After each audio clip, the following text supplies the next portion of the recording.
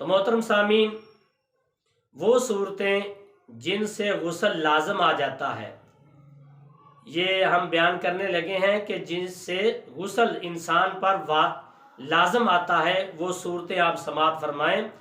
سوتے یا جاگتے، ہوش میں یا بے ہوش میں، جمع یا بغیر جمع کے، عمل یا خیال سے منی اپنے اصل مقام سے شہوت و جھٹکے سے حرکت کرے تو ان سب صورتوں میں غسل واجب ہو جاتا ہے۔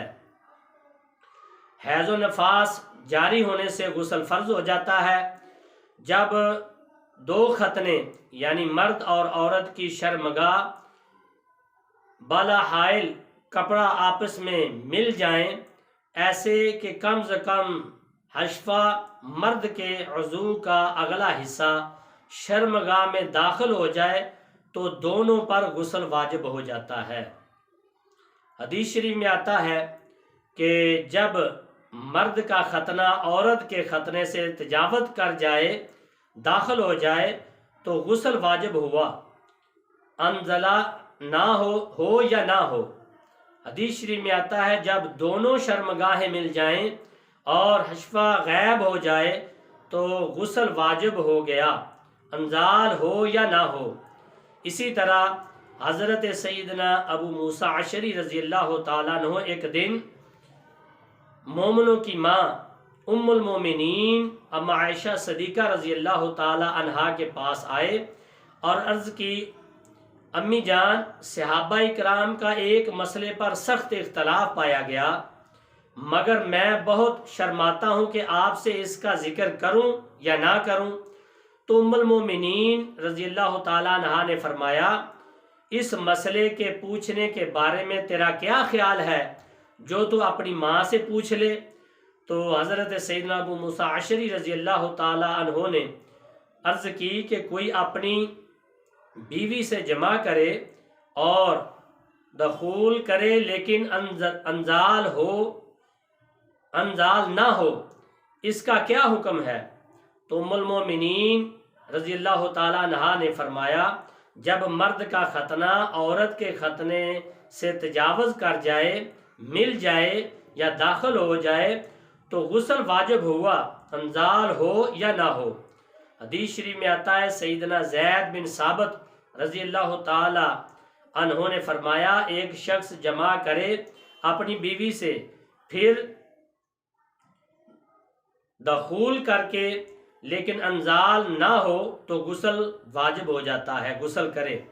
اس مسئلے کی یوں وضاحت کی جا سکتی ہے کہ اگر مرد کا عوض جو ہے مکمل یا اس کا کچھ حصہ یعنی صرف خشفہ عورت کی شرمگاہ میں داخل ہو، خواہ منی نکلے یا نہ نکلے، ہر دو صورتوں میں دونوں پر غسل لازم ہوا۔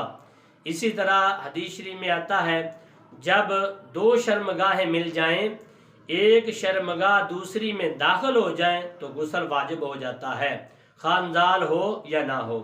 اسی طرح سیدنا معاذ رضی اللہ تعالیٰ عنہ سے مسند امام احمد اور حضرت امام محمد علیہ رحمہ نے موطا امام محمد میں یہی ارشاد فرمایا ہے۔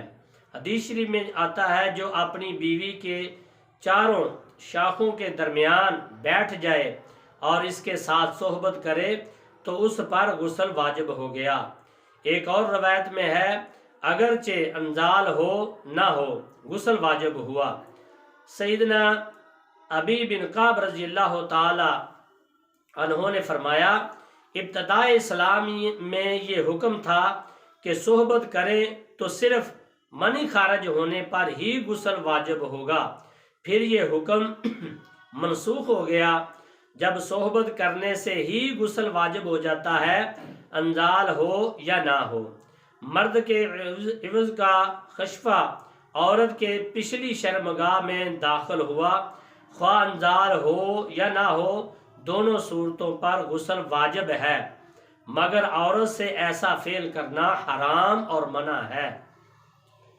لہذا حدیث شریف میں آتا ہے عورتوں کے پاس ان کے دبروں یعنی کہ پچھلی سیر سے پچھلی شرمگاہ میں نہ جاؤ، فرمایا کہ وہ شخص لعنتی ہے اور مرتد ہے جو اپنی بیوی کے پاس اس کی دبر یعنی کہ پچھلی شرمگاہ کی طرف جاتا ہے۔ اللہ تبارک و تعالیٰ فرمایا کہ اس پر نظر رحمت نہیں فرماتا، اور حدیث شریف میں آتا ہے کہ اس کا شریعت محمدی صلی اللہ علیہ وسلم میں کوئی تعلق نہیں، تو توبہ کرنی چاہیے۔ یہ عمل جو ہے یہ قوم لوط سا عمل ہے، مرد کا مرد سے بدفعلی کرنا، خواہ انزال ہو یا نہ ہو غسل واجب ہے، اور ایسا کرنا بھی سخت گناہ اور خدا کے قہر کو دعوت دینے کے برابر ہے۔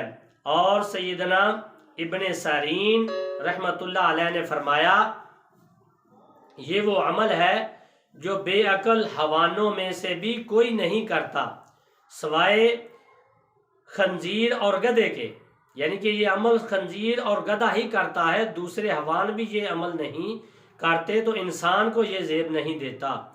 اور قوم لوط پر اسی گناہ کی وجہ سے عذاب نازل ہوا، جنہیں قرآن پاک میں اس طرح ارشاد فرمایا گیا۔ اللہ تعالیٰ نے فرمایا کیا تم عورتوں کو چھوڑ کر مردوں کی طرف شہوت یا مستی چاہتے ہو، بلکہ تم جاہل لوگ ہو۔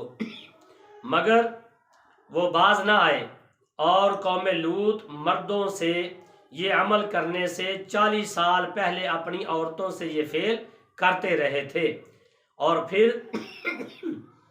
عورتوں سے ہم جنسی کرنے لگی۔ لہٰذا قرآن پاک میں ہے جس کا مفہوم ترجمہ یہ ہے ہم نے ان پر پتھروں کا خوفناک عذاب اتارا، بارش برسائی۔ تو یہ کیا ہی بری بارش تھی جو ان لوگوں پر ہوئی، اور اللہ کے غضب سے ڈریں تو اللہ تبارک و تعالیٰ نے فرمایا کہ میرے غضب سے ڈرو۔ یہ خوفناک بارش ان پر اسی وجہ سے برسائی اور یہ عذاب اتارا گیا، جس سے وہ سب لوگ بما مال و اسباب تباہ و ہلاک ہو گئے۔ حدیث شریف میں آتا ہے وہ لعنتی ہے جو قوم لوط جیسا کام کرے۔ اور سیدنا مجاہد تابعی علیہ رحمہ نے فرمایا ایسا شخص اگر زمین و آسمان سے نکلنے والے پانی کے ہر قطرے سے بھی نہا لے پھر بھی ناپاک ہی رہے گا حتیٰ کہ توبہ نہ کر لے۔ جتنی دیر تک توبہ نہیں کرے گا وہ ناپاک ہی رہے گا۔ یہ حضرت مجاہد تابعی علیہ رحمہ کا فرمان ہے، بلکہ ایک سخت تنبیہ والا عبرتناک فرمان رسول صلی اللہ علیہ وسلم بھی ہے، یاد رکھیں۔ حدیث شریف میں آتا ہے قوم لوط جیسا کام کرنے والے اور رضامندی سے کروانے والے دونوں کو قتل کر دیا جائے۔ اللہ اکبر۔ یہی عمل کرنے والے ایک شخص کے بارے میں حضرت عمر بن اسلم دمشقی رحمۃ اللہ علیہ نے آپ بیان فرماتے ہیں کہ ہمارے ہاں سرحد کے پاس ایک شخص کا انتقال ہو گیا، اس کو وہ دفنا دیا گیا، پھر کسی بنا پر تیسرے دن کھودا تو قبر میں وہ شخص موجود نہیں تھا، اینٹیں تھیں، وہ غائب تھا اپنی قبر سے۔ تو سیدنا وکیع بن جراح تابعی علیہ رحمہ نے اس سلسلے میں آپ سے پوچھا گیا، دریافت کیا گیا، تو انہوں نے کہا ہم نے سنا ہے جو قوم لوط سا عمل کرتا ہے اس کو اس کی قبر سے منتقل کر کے لوطیوں کے پاس پہنچا دیا جاتا ہے۔ تو کتنا برا عمل ہے کہ انسان کو اس کی قبر سے نکال کر قوم لوط کے پاس پہنچا دیا جاتا ہے تاکہ اس کا حشر ان کے ساتھ ہو۔ یہ اللہ تبارک و تعالیٰ کی کرم نوازی ہے کہ اس نے پردہ رکھا ہوا ہے، ورنہ آج بھی ایسی حرکات کرنے والوں پر اسی طرح قہر خداوندی کا نزول ہو، جیسا کہ قرآن پاک میں ہے